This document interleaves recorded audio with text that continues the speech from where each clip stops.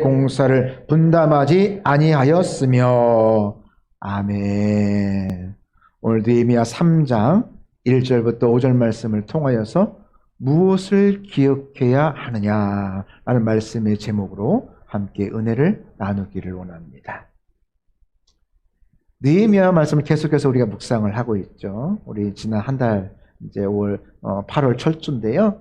계속해서 느헤미야 말씀을 묵상하고 있습니다. 느헤미야는 페르시아 왕국의 왕의 수를 담당했던 관리, 그러니까 아주 낮은 관리가 아니라 고위 관리였습니다. 그러던 중 고국에 있는 형제들에게 자기 고향 소식을 듣게 되지요. 예루살렘이 처참하게 황폐해졌다는 그런 소식을 전해 듣게 되어집니다. 그러던 중 그 마음이 너무나 아팠죠. 금식 기도하며 정말 그 마음이 정말 아픈 사람처럼 근심하며 정말 모든 것을 잃어버린 그 삶을 살아가고 있었습니다. 하지만 계속 그의 일들을 감당해야 되겠죠.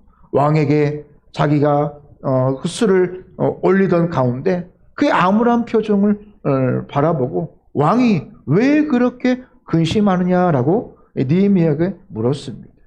느헤미야는 그 왕에게 그 모든 것을 숨기지 않고 담대하게 말하죠. 자신의 조국, 그 수도가 아주 곤란한 지경에 처해져 있다. 완전히 황폐해졌다. 불타고 그냥 잿더미가 되어져 버렸다. 라고 얘기하면서 자신이 가서 그 성을 재건할 수 있도록 나를 보내주옵소서 허락해 주시고 또 그 성을 쌓을 수 있는 그런 여러 가지 제목들도 또 후원하여 주옵소서라고 간청하게 되어집니다. 느헤미야의 이 진실한 기도 속에 되어진 이 요청은 하나님께서 이 예루살렘 성의 재건이라는 비전을 그에게 보여주셨습니다. 결국 이 아닥사스 왕의 환심을 사서 그는 이 느헤미야는 예루살렘으로 돌아올 수가 있었죠. 총독이 되어서 돌아올 수 있었습니다. 그리고 그 성벽을 재건하게 되어집니다. 그 성벽을 재건하는 과정 중에 다 후원하고 다 응원만 했을까요? 아니지요. 방해가 있었지만 하나님이 주신 사명이기에 이 사명을 잘 감당할 수가 있었습니다. 우리가 지난주에 우리가 잠시 묵상했던 2장 말씀에 보면 이 느헤미야가 밤중에 야심한 밤에 이 황폐한 현장에 직접 나아가서 그것들을 바라봅니다. 여러분, 문제의 답은 어디에 있을까요? 문제의 답은 현장에 있다라는 것입니다. 우리는 소문으로 듣고 그냥 듣기만 하고 때로는 정보가 너무나 많잖아요. 인터넷만 키면 이러네 저러네 정보가 이러네 정말 엄청난 많은 정보들이 필요 없는 것까지 다 있습니다. 그래서 우리가 현장에 가보지 아니하고 그냥 어떤 그 은혜를 누리려고 때로는 또 답을 찾으려고 하는 경우도 너무나도 많다라는 사실입니다. 그런 습성이 저에게도 우리 모두에게도 있을 것입니다. 그런데요, 답은 거의 현장에 있다라는 사실입니다. 예전에 고 정주영 회장이 지금 우리나라가 엄청난 그 조선의 일이 막 거의 항상 그 1위 하다가 2위를 뺏기기도 하고 다시 1위를 탈환하지 않았습니까? 그런데 처음부터 우리나라가 엄청난 이 배들을 만드는 그런 나라가 아니었잖아요. 그 정주영 회장의 일화를 보니까 조선소가 없고 아무것도 없는 가운데 결국 돈이 없으니까 영국에 가서 투자자들에게 그 투자를 받으려고 하는데 무엇을 가지고 투자를 받았습니까? 지금은 사라졌지만 지금은 500원짜리 동전이었잖아요. 그때는 500원짜리가 지폐였어요. 저도 어렸을 때 잠깐 봤던 거 기억이 나요. 근데 그 500원짜리 지폐에 뭐가 그려져 있는지 아세요? 앞면에? 기억이 나면 안 되지요. 거기 보면 이순신 장군하고 거북선이 그려져 있어요. 그러면서 이 정주영 회장이 이 돈을 보여주면서 우리나라 봐라. 우리나라가 어떤 나라냐면 이 조선시대에 이때 벌써 배를 만들고 군함을 만드는 나라였다. 우리가 기술이 없는 것이 아니라 우리가 이전부터 이런 배를 만들었던 나라이다. 우리에게 투자를 하면 우리는 만들 수 있다.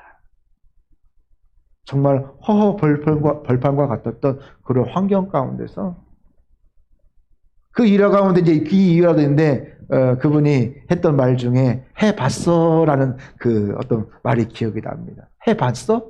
그걸 해봤어? 그러니까 머리 좋은 사람들이 이거 해라고 하면 안 됩니다. 이런 이유로 해서 안 됩니다. 우리 한번 배 만들어 보자라고 하니까 우리는 돈도 없고 기술도 없고 뭣도 아무것도 없습니다. 안 되는 이유만 있죠. 되는 이유가 없어요. 그러니까 그들에게 던진 말이 그 말이에요. 해봤어? 해보고 안 되면 그때 포기해도 늦지 않아. 해봤냐고 물어보고 그 일을 시작했다라는 그런 일을 우리는 기억할 수 있습니다. 답은 언제나 현장에 있다라는 것입니다. 가보라는 것입니다. 경험해 보라는 것입니다. 어떤 은혜가 있는지, 어떤 하나님의 놀라운 역사가 있는지 그 현장 가운데로 함께 나아가기를 주님의 하나님의 은혜로 축복을 합니다. 예. 가면 현장 가운데 가보면 답이 보인다는 사실이에요. 제가 95년도 그때 이제 군대 제대하고 나서 우리 성직교회 그때 막 개척하고 했을 때 우리 저쪽 상가교회 지난번에 한번 말씀을 드렸는데 그때 이제 그 여름 올해도 여름도 더운 그 여름도 정말 더웠다고 했잖아요. 저도 그때 이제 군대 제대하고 나서 이제 사역 우리 그때 우리 여기 선생님도 고선생님도 있었고 다 이제 주일학교 그때 학생이었는데 주일학교를 성경학교에서 그때 더 이제 크고 재미있게 더 이렇게 했었는데 그때 필요한 게 뭐였냐니까 노트북하고 그 다음에 프로젝터 쓰고 아이들에게 막 영화도 보여주고 하는 게 필요했어요. 그래서 제가 그 여름에 2달을 열심히 일해서 노트북을 사고 그 다음에 그 프로젝트를 샀어요. 그런데 저는 그때 거의 한 2달 동안 이렇게 열심히 다 일을 했는데 뭘 했냐니까 비가 오면 보통 이 노가다 일을 안 해요. 예. 날씨에 따라서 일을 안 하잖아요. 근데 저는 날씨가 좋든 안 좋든 무조건 사무실에 나갔어요. 이게 현장에 나가 있으니까 나중에 이제 보면 일을 하다 보면 이삿짐을 날르다 보면 밀손이 필요해요. 밖에서 막 인테리어 일을 하고 있는데 갑자기 손이 필요해. 그러면 어떻게 할까요? 사무실로 전화를 하겠죠. 그러면 누구를 보내요? 예, 그 자리에서 현장에 있는 그 사람을 보내더라는 거예요. 그래서 저는 그냥 현장에 나가서 어차피 내가 2달 열심히 일해서 하기로 작정을 하고 또 우리 사역을 위해서 또 이런 것들이 필요하니까 나가야지. 현장 가운데 나가니까 그래서 더 좋은 게 뭐냐니까 한 11시쯤 때로는요 점심 먹고 나서도 불러요. 그런데 1시쯤 나가가지고 5시, 6시쯤 끝나요. 그런데 일당은 다 줘요. 오늘 반절만 일했으니까 오늘 일당 제 기억으로 그때 좀 많이 받으면 한 8만 원씩 받았어요. 7만 원, 8만 원 익산이 받으니까 8만 원은 그러니까 오늘은 4시간 일했으니까 4만 원만 주는 게 아니고 8만 원을 다 줘요. 그래서 현장 가운데 나아가서 그렇게 나아갔던 기억이 납니다. 느헤미야도 자기가 얼마든지 총독으로서 자기의 부하들을 시키고 답사하고 어떻게 이걸 재건할 건지 너희들이 한번 보고 정말 꼼꼼히 한번 보고 보고를 해라 라고 할 수도 있었을 것입니다. 하지만 느헤미야는 현장을 방문하고 돌아와서 그 백성들에게 왜 이 성벽을 재건해야 되는지 확실한 동기를 부여해 주었다는 것입니다. 눈으로 내 가슴으로 느낀 만큼 전할 수 있다는 사실이에요. 그래서 이게 언제 이게 가장 이 말씀에 힘이 생기냐면 내가 보고 듣고 어떤 그런 감동받은 것들을 전할 때 힘이 생겨요. 그래서 내가 선교 현장에 갔다 와서 막 전하는 어떤 선교 보고 대회, 전도 현장 가운데 막 느꼈던 그 감동을, 그 성령의 능력을 또 전할 때 하나님의 능력이 나타난다는 사실입니다. 내가 보고 말하는 것과 그냥 상상으로, 또 그냥 영상으로, 이미지로, 또 다른 사람이 들어서 전달하는 것은 전혀 다른 차원이라는 것입니다. 여러분, 우리가 이처럼 은혜의 자리, 말씀의 자리, 기도의 자리를 우리가 왜 가는 것입니까? 왜 찾는 것입니까? 여러분, 제대로 우리 삶 가운데 하나님 앞에 나아가는데 최선을 다하시기를 바랍니다. 오늘날 세상이 교회와 기독교를 책망하는 이유가 있습니다. 탓하는 이유가 있습니다. 뭐냐면 꼭 기억해야 될 것을 잊고 살아가고 있다라는 사실. 교회에 주신 사명은 잃어버리고 세상 기업과 똑같이 살아가는 경우가 많이 있더라는 것입니다. 오늘 느헤미야 3장을 보면 3장을 쭉 이제 우리가 5절까지 읽었는데요. 마지막 32절 말씀까지 다르지 않는 구성으로 되어져 있어요. 거의 비슷하게 돼요. 그 다음에 누구 어떤 가문이 어떤 사람이 어느 성을 중수하였더라, 건축하였더라. 그 다음에 어떤 가문이 어떤 사람이 어떤 문을 중수하였더라. 이런 패턴으로 쭉 이어집니다. 총 32개의 문단으로 되어져 있습니다.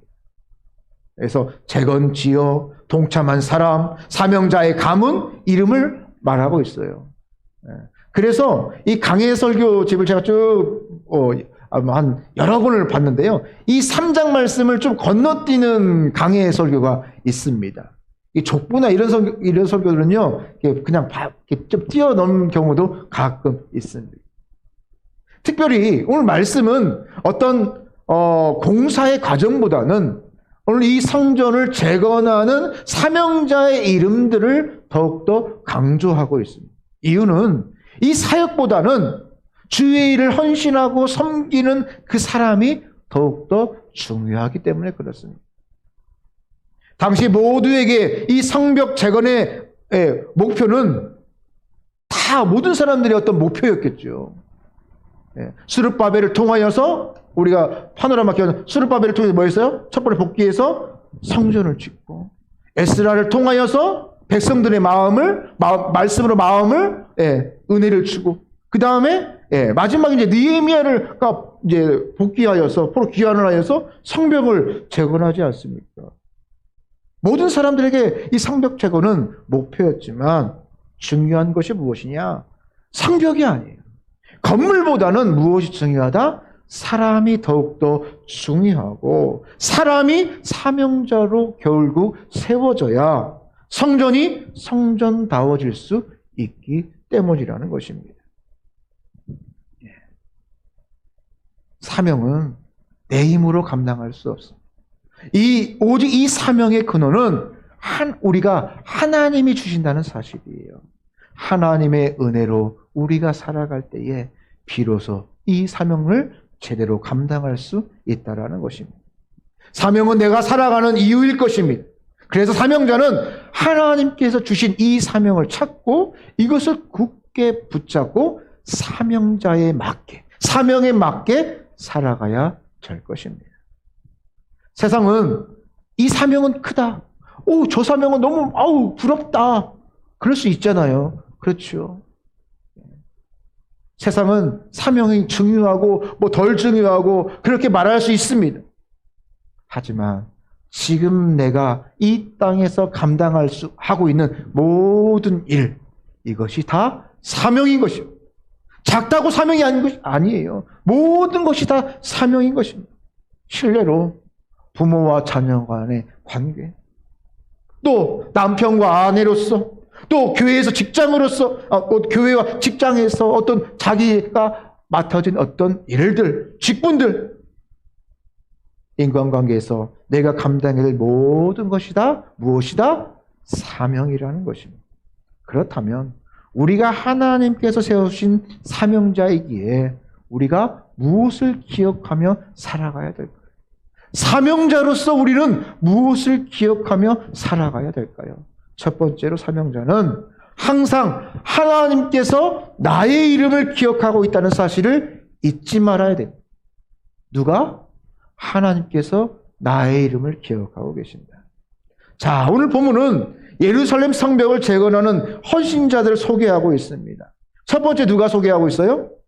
대제사장 가문이 있고 누가 누구의 자손이고 어디 출신인지 귀족인지 평민인지 참으로 꼼꼼하게 사명자들을 소개하고 있습니다.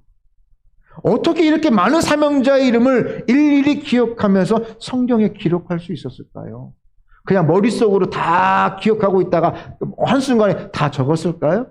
아니겠죠. 분명한 것은 하나님의 말씀인 이 성경이 이 수많은 사명자의 이름을 또렷또렷하게 하나도 잃어버리지 아니하고 기억하고 있다는 사실. 그렇다면 내게 주신 하나님의 그 사명도, 내가 행할 그 모든 사명도, 내 이름도, 내 모든 행함도 다 기억하고 있다라는 사실. 그것을 우리가 한번 기억해 볼 필요가 있다라는 사실. 사람은 시간이 지나면 지날수록 우리 기억이 사라져요. 적어요. 그렇지요. 망각이라는 것이 어떻게 보면 인간에게 주시는 축복입니다. 다 기억하면 나에게 막 욕하고 나에게 잘못했던 거 여러분 매일 기억하고 매일 생각나고 그냥 그렇게 되면 여러분 살겠습니까? 아니죠. 망각의 동물이라고. 망각 또한 하나님이 주시는 은혜인 것입니다. 하지만 하나님은 근데 은혜는 잊어버리면 안 되잖아요. 그렇죠. 원수는 잊어버려도 돼요. 그래, 그럴 수 있지 하면서 잊어버려야 돼요. 은혜는 내 마음에 새겨서 그래, 나에게 이렇게 했던 거 우리가 내 마음속에 새기면서 그 은혜에 감사하며 살아가야 될 것입니다.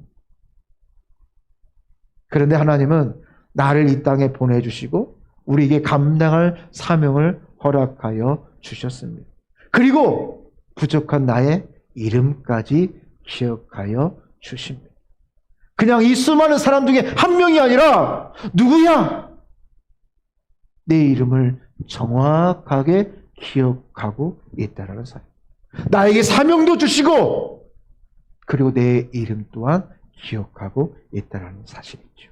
여러분 그렇다면 내가 그 사명을 대하는 태도가 이것은 작은 일이니까 그냥 오늘은 그냥 건너뛰어야 되지 그렇게 할 수 있을까요?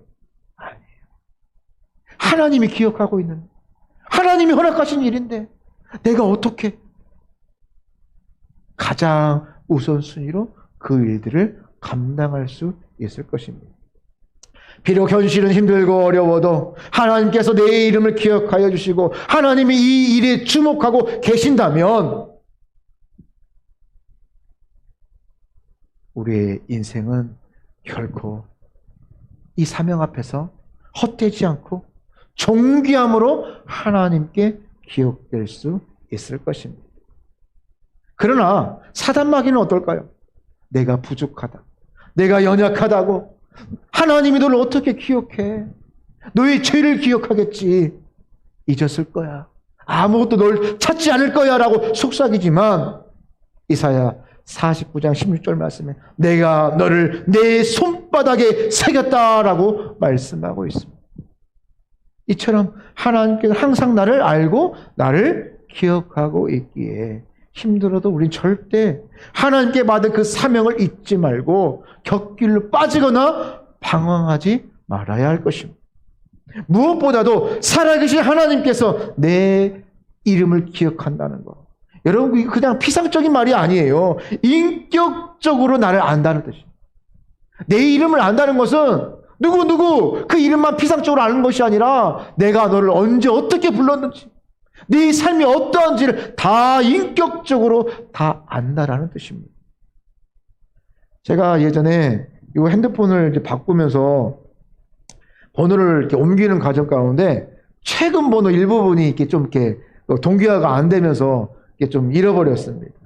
그래서 전화가 왔는데 이 목소리만 듣고 딱 그분이 누구인지 알면 알 수는 있잖아요. 그리고 이제 전화번호가 보통 딱 뜨면 이제 누구 이름이 쓰니까 전화 받는 순간 알고 있는데 이게 전화를 받으면서 그 사람이 누군지 이게 알면 이제 다행인데 그렇지 못한 경우가 또 있어요. 그래서 실수하지 않으려고, 목사님 막 얘기하면서 막 머릿속에서 막 상상, 막 기억하면서 이제, 그래, 해나가죠. 그리고 바로 끝나고 나서 이름을 바로 기억하는, 하고, 그래서 실수를 줄이려고 하는, 그런 모습이 있습니다.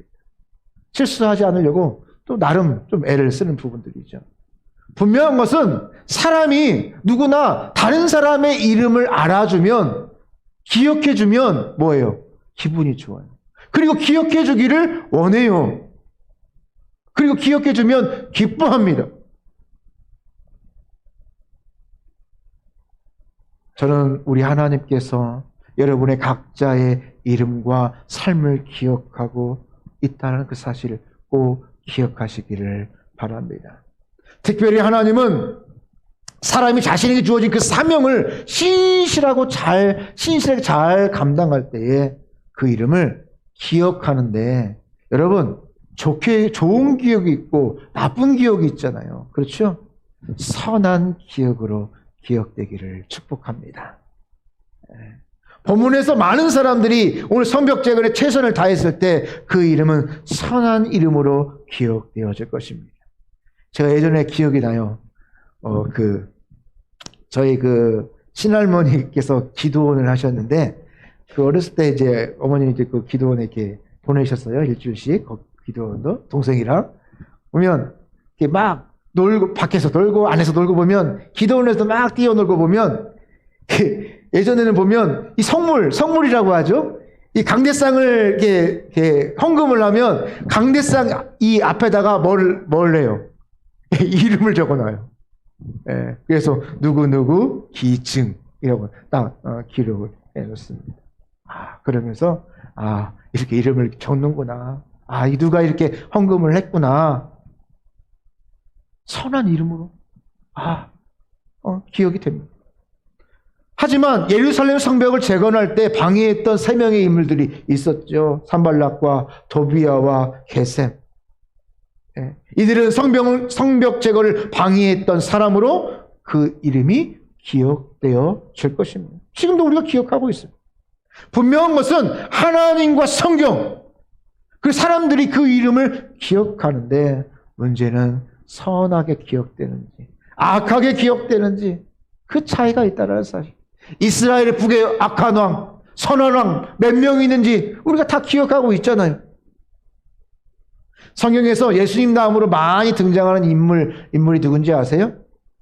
다윗이 그 이름이 예수님 다음으로 가장 많이 등장하는데요. 다윗이 총 1118번.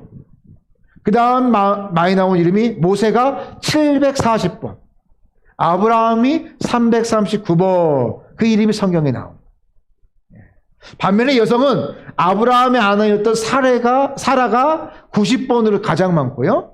그 다음이 라헬, 레아, 이세벨, 또 마리아 순으로 성경의 그 이름을 기억하고, 선한 이름으로 또 악한 이름으로 기억하고 있습니다.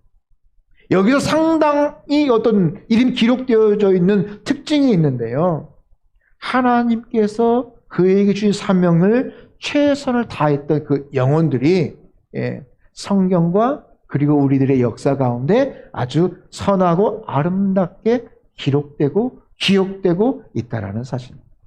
그러므로 우리가 이 세상을 살아갈 때에 우리 주님께서 내 이름을 기억하고 있다는 사실을 우리는 확신하시고 믿음 가운데 영적으로 더욱더 신실하게 살아가야 할 것입니다. 특별히 사명자는 자신의 이름을 남기려는 것이 아니에요. 누구의 이름을 남깁니까? 하나님의 이름을 남기는 겁니다. 주의 일에 믿음으로 최선을 다했기에 하나님이 그의 이름을 기억하는 것입니다. 지금 내 삶 속에서 내가 감당해야 되고 또 내가 감당하고 있는 이 모든 일들 하나님께서 주시는 사명인 줄을 믿으시기를 바랍니다. 그래서 하나님께 직접 우리의 가정, 우리의 교회, 직장 곳곳에서 내가 해야 될 일들을 만나게 될 사람들을 허락하여 주고 있다는 사실입니다. 그래서 사명자답게 살아가도록 나를 이끌어 주신다는 사실입니다. 물론 이 사명을 감당할 때 쉬운 일만 있는 것은 아닙니다. 힘들고 어려울 때도 있지요. 그리고 우리는 하나님께서 그 사명자에게 반드시 하늘의 상급과 복으로 채워주신다는 사실. 기억한다는 것은요, 거기에 대한 대가가 있다라는 사실이에요. 상과 벌이 있다라는 것이지요. 그러므로 죄인이 인간에게 가장 큰 은혜가 무엇일까요? 그것은 하나님께서 그에게 사명을 허락하여 주시고 그리고 그 이름을 기억해 주시는 것입니다.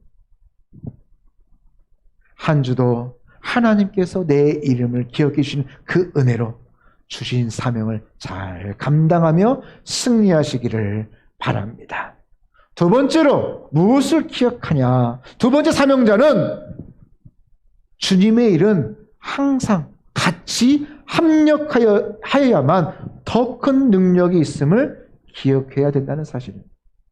오늘 본문에서 수많은 사람, 수많은 가문, 수많은 지책의 사람들이 힘을 모아서 예루살렘 이 성벽을 재건하는데 합력을 합니다. 자, 1절 말씀해 보니까 예루살렘의 성 어디부터 하고 있죠? 북쪽부터 하고 있어요. 북쪽. 거기 양문에서 공사가 시작되어집니다. 그리고 곳곳에서 많은 사람들이 각자 주어진 일들이 최선을 다하면서 힘을 모으는 중입니다. 근데 전혀 분쟁과 다툼이 없어요. 야, 거기는 난공사니까 네가 좀 해. 야, 나 오늘 힘들고 허리도 안 좋으니까 나 좀 이쪽 좀 평지 그리고 좀 물건에서도 좀 가까운 곳, 자재로부터 좀 가까운 곳 여기서 할 거야. 막 미루거나 다투지 않고 있습니다. 모든 일에 서로 합력하여 선을 이루고 있다라고 말씀하고 있습니다. 그래서 또 서로 가까운 거리에서 내가 그 일들을 감당하고 또 도와주고 있습니다. 또 저렇게 해야 된다, 이렇게 해야 된다, 참견하고 간섭하는 일이 없습니다. 각자에게 주어진 일에 대해서 최선을 다하며 합력하였기에 무너진 예루살렘 성을 다시 예전의 모습으로 이 과거의 영화로움을 회복할 수가 있었다는 것입니다. 여러분, 왜 북쪽부터 먼저 재건했을까요? 우리 이스라엘 지를 간만히 생각해 보면 이스라엘 북쪽이 어디였어요? 제일 위쪽이었죠? 다 이방으로 둘러싸야 돼. 위쪽에는 지금 암몬, 모압, 오른쪽부터 쭉 위에서부터 있어요. 그러니까 결국 아수르나 바벨론이나 페르시아가 어디로 넘어왔어요? 북쪽에서 왔잖아요. 그렇죠. 위에서 이렇게 넘어왔으니까 북쪽에 왔어요. 결국 또 쳐들어오면 북쪽에서 넘어온다는 사실. 그러기에 북쪽을 먼저 성벽을 재건하는 것입니다. 이 양문이라고 하죠. 양문. 이제 그 구약 시대의 이제 성문은 10개 정도가 있어요. 그래서 북쪽 이제 동서남북의 성이 있는데 제일 먼저 이 성을 재건하는 순서가 있습니다. 북쪽을 먼저 하고요. 그 다음에 서쪽, 그 다음에 남쪽, 그리고 동쪽. 이 순으로 이제 성벽을 재건하게 되어집니다. 오늘 이제 양문을 재건하게 되는데 쉽게이트, 양의 문, 양문. 양문이 뭐예요? 두 개 있는 양쪽 문이 아니고 이게 양매의 양. 우리가 제사를 제물로 드릴 때 무엇을 드립니까? 어린 양을 드리죠. 이게 양이 드나드는 문이. 제사를 드릴 때 그 문을 통하여서 이제 그 제물을 가지고 드나들었던 문. 이 양의 문으로 이 제물들을 가지고 들어왔던 문이 이 양문입니다. 어문도 있어요. 어문. 이 북쪽에 또 옆에 보면 어문. 어문은 뭘까요? 북쪽에 있는 갈릴리로부터 물고기를 들을 때 어문. 마문도 있어. 마문. 마문은 뭐예요? 말이 드나들었던 문. 분문도 있어요. 분문. 분문은 뭘까요? 영어로 보면 덩게이트. 덩게이트. 덩게이트가 뭐예요? 비슷하잖아요. 영어나 우리나라 똥문. 똥문. 그래서 막 인간의 몸에서 나왔던 것, 음식물 찌꺼기나 똥이나 오줌이나 이 모든 것들을 다 내보냈던 분문도 있습니다. 그런데 이 이제 북쪽의 문부터 했을 때 여러분 1절 말씀해 보니까 이 성벽 재건을 하는데 누가 먼저 하고 있습니까? 3절 말씀해 보니까 그때에 누가? 대제사장 그리고 밑에 보면 대제사장들과 함께 일어나 양문을 건축하여 성별하고, 예, 이 제사장들이 먼저 솔선수범했다는 사실. 이 북문은요, 또 이 사마리아와 인접해 있습니다.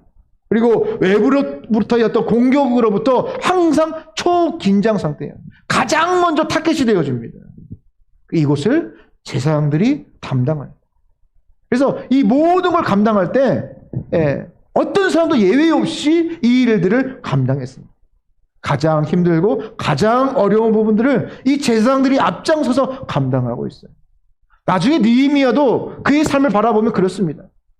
나중에 보니까 성벽을 재건하고 막 하는 일들을 보니까 이 관리들이 어떤 일이 벌어지니까 포로가 되어서 열심히 정말 자기 집도 없이 자기 모든 땀과 피를 다해서 성벽을 재건하고 있는데, 이 관리라는 사람들이 이들이 고리대검을 하고, 그래서 빚을 갚지 않으면 그 자식들을 막 종으로 팔아버리고 그 집을 막 해는 그런 일들을 자행해버려요. 그때에 이 느헤미야가 화를 내면서 나팔을 붑니다. 나팔을 언제 불까요? 전쟁할 때, 적이 쳐들어올 때 경고하며 나팔을 불고 다 모이라고 합니다. 그러면서 나는 총리로서 내가 받아야 될 월급도 받지 않고 삭도 받지 않고 나는 이렇게 일을 하거든. 저들도 이 나라와 이 성을 위해서, 하나님의 집을 위해서 이렇게 피와 땀을 위해서 일하는데 너희들은 무엇이냐라고 그들에게 경고했을 때에 그들이 회개하며 그 모든 것들을 다, 그러니까 두려워 떨며 그 모든 것들을 다 내어놓고 다시 재건했던 모습이 하나 되는 모습을 볼 수 있습니다. 합력하는 모습이죠. 이 7절 말씀에 이제 드로아 귀족들이 그 일들에 대해서 반기를 들었던, 동참하지 못했던 그런 모습도 얼마든지 있습니다. 항상 예수님의 제자도 누가 있어요? 가룟 유다가 있었잖아요. 그렇죠? 이런 사람들이 꼭 있어요. 어디가 됐어요? 예수님 12명 꼽는데 그 안에도 있는데, 여러분, 우리 삶 속에 왜 없겠습니까? 100% 그것을 다 응원하고 해준다? 그런 일은 없습니다. 하지만 우리가 어떤 모습으로 기억될지, 하나님께서 나를 어떤 이름으로 기억할지, 어떤 삶의 모습으로 기억할지 우리는 꼭 다시 한번 오늘 말씀을 우리가 바라볼 필요가 있다는 것입니다.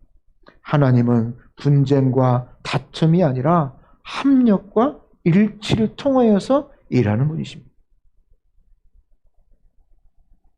여러분, 잃어버린 양의 비유를 아시죠?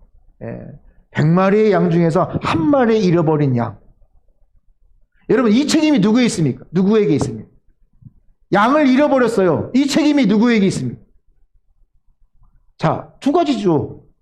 양이 목자의 말을 안 들어서 길을 잃어버릴 수도 있죠. 그렇죠. 그거 한 가지. 두 번째, 목자가 양을 잘 돌보지 않아서 더 세세하게 돌보지 못해서 잃어버릴 수가 있어요. 이 두 가지 중에 한 가지 아니겠습니까? 그런데 말씀의 제목, 이 비유의 제목에 보면 항상 답이 들어있어요. 잃어버린 양. 잃어버렸다는 것은 누구에게 책임이 있다는 거예요? 잃어버린 양. 목자에게 책임을 더 많이 두고 있다는 사실. 양의 책임이 있는 목자에게 책임이 있다라고 말하고 있는 것입니다. 99마리를 두고 한 마리를 찾을 때까지 찾아 헤매신다. 그리고 비로소 그 한 마리를 찾을 때 어깨에 메고 즐거이 돌아와 잔치를 베푸는 그 목자의 마음. 그 예수님의 마음이라고 우리에게 말씀하고 있잖아요. 이게 바로 하나님의 마음이에요. 하나가 회복돼야 이 전체가 온전해지는 거예요. 하나는 아파하는데 나머지는 다 즐거워하니까 괜찮다? 여러분, 세상의 원리가 그렇지 않습니까? 한 마리 잃어버렸으면 99마리도 잃어버리지 않게 잘 관리하는 것이 효율적이지 않겠어요? 그렇잖아요. 아니, 내가 한 마리 찾으러 가다가 이 99마리까지 또 놓쳐버리면 그거 안 되지 않겠습니까? 그걸 교훈 삼아 99마리를 더 잘 돌보아야 된다는 것이 세상에 놀릴 것입니다. 그런데 하나님의 논리는 그렇지 않아요. 하나님의 방법은 그렇지 않다는 거예요. 하나님의 교회도 마찬가지예요. 그 한 사람이 실족하면 그것 때문에 온전하지 않다는 거예요. 그 잃어버린 영혼 때문에 아파한다는 사실이에요. 99마리를 두고 그 한 마리를 찾아 때까지 찾아 헤맨다는 것입니다. 하나가 회복되어져야 전체가 온전해질 수 있다는 것입니다. 결국 하나는 그 하나가 아니라 뭐예요? 전체. 그래서 교회를 뭐라고 해요? 지체라고 그래요. 지체. 지체. 여러분, 우리 지체, 손도 있고 발도 있고 여러 지체가 있잖아요. 너는 발이니까 제일 밑에니까 넌 필요 없어. 그렇게 할 수 있나요? 아니지요. 내성 발톱, 그 발톱이 여러분 조그만 게 하나 그 살에 파고 들어가면 여러분 어때요? 엄청 힘들어요. 치 하나 흔들려도 잠을 이루지 못합니다. 이 지체입니다. 그 작다라고 작은 지체라고 아무것도 아닌 게 아니라 그 하나가 온전해야 모두가 편안해질 수 있다는 그게 바로 교회예요.